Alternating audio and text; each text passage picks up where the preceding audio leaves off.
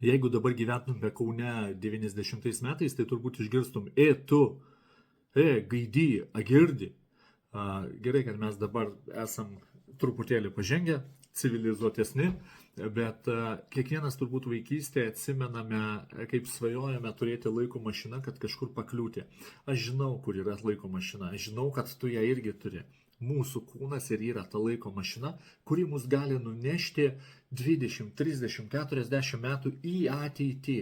Klausimas, ką reikia daryti su tą mašiną? Rūpintis.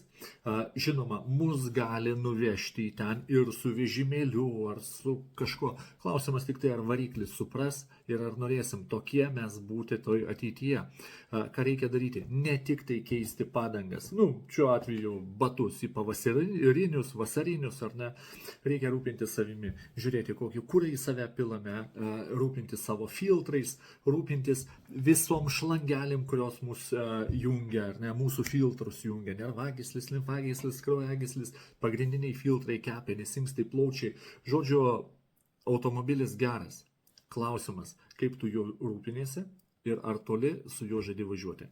Pagalvok, atsakyk, pasitarkim, parašyk man. Aš pakeisiu arba padėsiu pasikeisti tau ne tik tai batus, bet svarbiausia savo visus filtrus ir pasirūpinti visais vamzdeliais, kad iš čia ir į ten viskas veiktų gerai. Parašyk.